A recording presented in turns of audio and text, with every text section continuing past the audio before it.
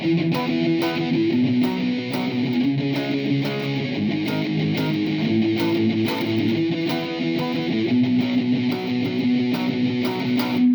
what we're going to do today is we're going to look at the chords as used in Basket Case by Green Day.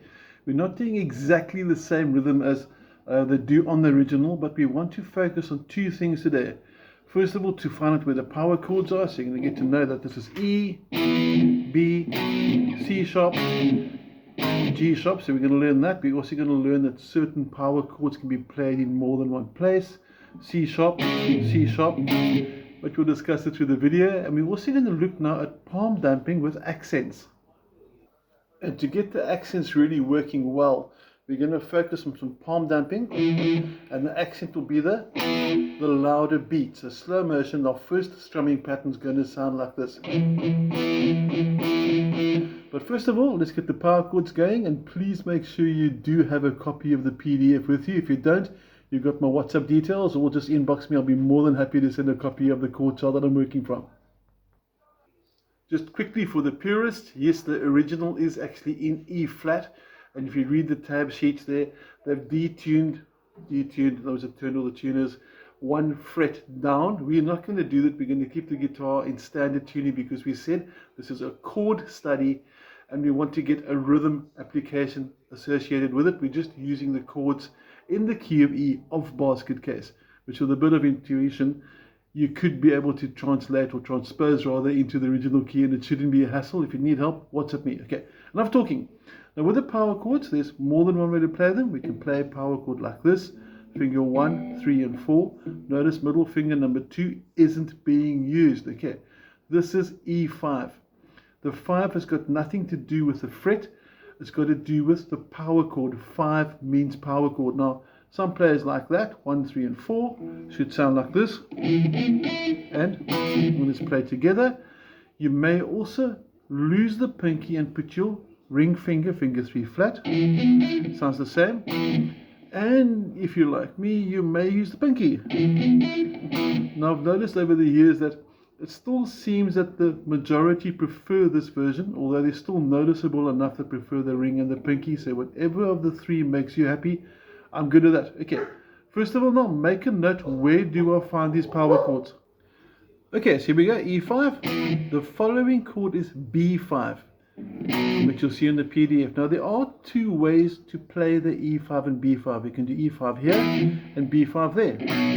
I'm okay with that, or you can do it here to here. The reason why I favor this transition, it means less hand movement. Less hand movement means more efficiency, which means I can focus on enjoying the song and not aiming at where's fret 2. Okay, but again, I don't mind if you like the sound of the slide down to fret 2. That's also quite acceptable, so it's not a train smash. Now, if you need a copy of the power chord chart itself, which is a separate PDF as opposed to Basket Case, let me know and I'll send it to you. It shows all the power chords of your E string. That would be a B, for example. This will be your A string, and this will be your D string. So if you would like a copy of that PDF, just drop me a WhatsApp and I'll send it through as well. Okay, back to the song. E5, B5, that's my go-to. C sharp, C with a hashtag from fret number 4. And then G sharp, G with a hashtag, 1 string up. So it's really an easy sequence. E, B, C sharp, G sharp. Then in the second line, about nothing and everything all at once, if you're looking at the words for Basket Case, love the words, you're going to go to A5, which is simply 1 fret forward, back to E5, and you end on B5. Okay. Now, very important, if you know the song well, you'll notice that the last B5 of rows, second and the fourth row, in other words, the second and fourth lines on the verse, the B must get played twice. Okay, now let's go to the strumming pattern 1. There are 2 strumming patterns on the PDF. And like I said, this is a chord study, not to teach you how to play Basket Case perfectly, but to get your rhythm good and know your power chords. Okay, here we go, rhythm time. Now, for this particular study, you'll notice that strumming pattern 1 features a B under the count of the 1 and. B means bass note. And I'm also slightly dampening it. So I'm resting my palm on the string just past the saddle. So I've got my palm round about over here. Okay. If it's too far forward, it's going to get dead. And if I go too far back, not going to help either. So I'm resting my palm on the strings. I'm sure you can see it over there. So it's just a hint of a muffled strum. And on the second beat, 1 and 2, what I do is I lift up my hand to make sure the beat goes louder. That they call an accent. 1 and 2, so the accent's on the 2. Then if you look at the pattern for this strumming pattern 1, it's 2 Bs, 1 strum, 2 Bs, 1 strum, 2 Bs. So slow motion. And the Bs mean bass note, not the chord B, because I'm busy playing an E5 power chord over here at fret 7 and fret 9. Okay, so here we go. If you want to play through with me, 1 and 2 and 3 and 4 and. And now I'd like you to try it twice in a row with me. We're not going to change to the B yet. We're just going to get the rhythm nice and solid. 1 and 2 and 3 and 4 and. And if you do it 4 times in a row to get the rhythm even more consistent and tight, it's going to go like this: 1 and 2 and 3 and 4 and.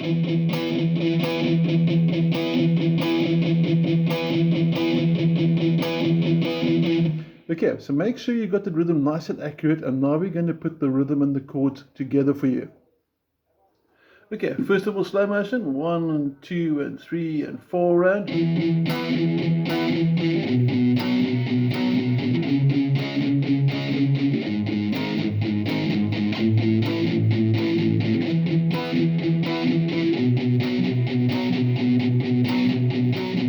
And that's the entire first and second line as written on the basket chord PDF. Now you'll notice over there that the transition from the B to the C sharp, it's a very, very fast movement like that. So this would be bad, because now I've paused. So try your best to keep your rhythm hand going. Okay, let's try it one more time nice and slowly. 1 and 2 and 3 and 4 and.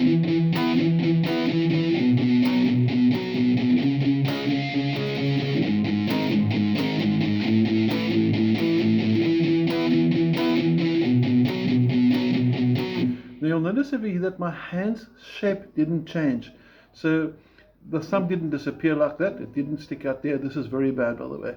Okay, so when I changed shape from the E to the B, you notice my thumb hardly moves. The fingers are sort of just gliding across the strings. There's the other E5 version. Very small movements. They're not lifting. They're literally just gliding from the one pair to the other. The change to the E5, again, very, very small movement of using the one finger. Excuse the noise there, busy demonstrating the move. But you'll notice that the shape doesn't change. That's the cue for power chords. Your power chords, nice and easy, get a whole lot of chords from it. The shape mustn't change. And be careful for the fingers working apart and sort of releasing the strings or anything like it. We don't want that. We want to keep this shape, the power chord shape, nice and sort of uniform, nice and straight. And what I normally do with my 2 and 3 fingers, you can see the number over there nice and clear, I use them as a spacer. So my hand's actually like this. It's not like that open, because if it's open, fingers can breathe, they can move. But if they're together, I'm using them as a sort of a connecting, so they can't really move. This can't move because it's indirectly stuck to my other fingers. So okay, now for the next rhythm, you'll see there's a second strumming pattern, number 2, and this is quite a sneaky one, so let's focus on that. Still playing an E5 power chord over there, by the way, and the rhythm pattern 2, slow motion, is going to sound like this. So now you've got 3 accents, and if you look at the B's, you'll see double B, accent, single B, and then accent, and then double B and accent again. So combining them, 2 and 3 and 4 and. Bit of a different rhythm and its speed. And what's quite cool now is you try and play the whole song through with the same rhythm now. Rhythm number 2 now, and it's.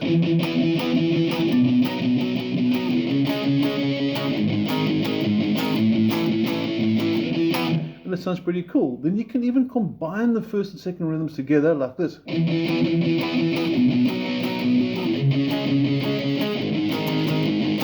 And what I was doing there, for example, on the E chord, I was doing the first rhythm, rhythm number 1. On the B chord, the second rhythm. And you creating sort of more of a complex rhythm. It sounds a bit more like the original song for Basket Case by Green Day. If you listen carefully, you'll notice that he's got a basic rhythm, and every now and then he's got a bit of a change the whole way through. And of course, very important, go for speed. It's a very, very fast song, so make sure you've got that.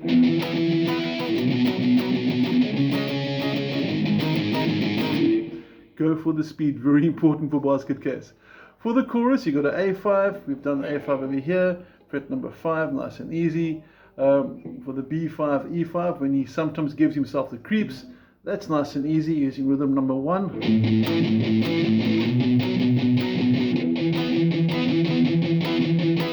But like I said, I'm not going to go further into the actual song itself. The purpose of this video was to teach you where to find the chords. You must know your power chords. One more time, E5, B5, say the names, C sharp, G5, know the names, A5, and then work your way through with the PDF, and you should get pretty close to, if not exactly the same as what Green Day did.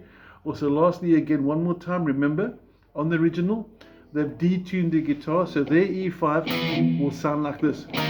And the hassle with that over here is when you get to the open strings, it's not going to work, but that's a study for another day. Hope you enjoyed it. Have a good week. Take care.